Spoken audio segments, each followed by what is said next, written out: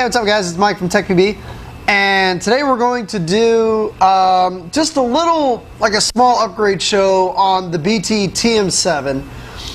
Something that if you've been following some of BT's products, such as the TM7, the TM15, and now more recently it just came out with the SA17, you notice that there is some feed neck modularity going on here, and I'm going to show you that today. We're going to install two different feed systems on here besides the one that's stock. Now this is obviously the stock clamping feed neck that comes on the TM7. It works well. Then they also, you can now get, I believe this is either a 10 or a 12 round tube. I'm going to show you how easy this is to install for people that are looking for limited ammunition type games.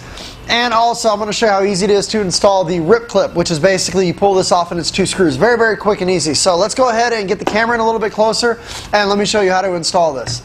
Okay, so the first thing we're going to do is let's go ahead and remove the stock feed neck, which is basically you just push a little button here and it slides forward.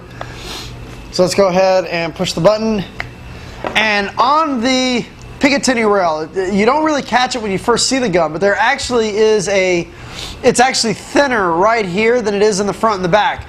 This little part right here is actually a thinner Picatinny rail. It's not really military spec, but it does allow you to mount and slide off and on the clamping feed necks a lot easier. So here's what we're going to do. Let me show you how easy it is to install the 10 round tube. So basically we're just going to put it over it, and then we're going to slide it back into place. There we go. And that is in place. And as you can see, that is a nice flush finish for people that are looking for the like the 10 round tubes. And something which is kind of cool, consequentially what happens is the sight rail on the back lines up with the sight here on the front. I don't know if I'd be able to get that lined up just right or not, but there you go. You can kind of get the idea. So you will be able to sight down the barrel with it or mount yourself some sort of red dot scope or something like that here on the top, as long as you can get it around this. There is a little bit of flexibility here if you need to push it around, but as you can see, what you can do is you basically turn this knob here. Okay, you can feed paintballs into here, it goes all the way back, then you turn it back. Release this, and it'll spring it forward, and I think you'll get about 12 shots, maybe 13 or 14. I'm not exactly sure, but you will get you know, at least 10 to 13 shots on here, and it'll be spring loaded, and it'll be great for people that are looking for limited ammunition style, milsim style playing. So we got that out of the way, which is kind of cool.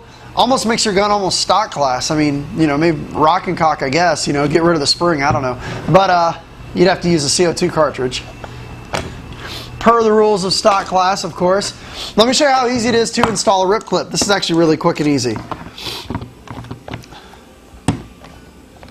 Okay, when you purchase the Rip Clip box, inside there it's going to have the motor, it's going to have the loader top, and then it's going to have a couple of these adapter plates. Okay. Now this adapter plate inside here says BT TM7, and it is molded to fit perfectly on the side of the TM7.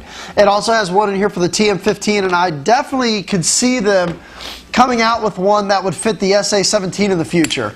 I don't know how many people would want a loader mounted on the side of their pistol like that, but you know, for one little tiny piece of plastic to be able to mount the Rip Clip on the side of there is definitely something that some people may want to consider.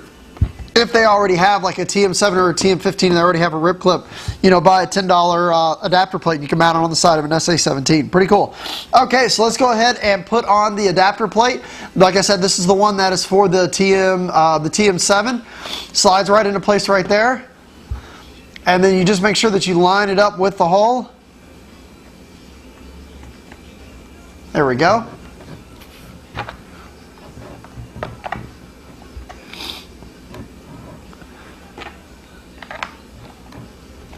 Now it's a little bit tricky to get this these two screws in, but basically it just clamps itself right on top. Now some people may prefer this setup a little bit more than a hopper because it's going to be a little bit more of a lower profile. You know, preferences, just about everything in paintball. So now these screws do have a flathead inside there, so you just kind of want to get them tight, and then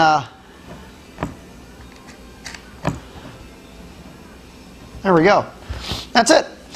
And we just installed the Rip Clip on the side of a TM7.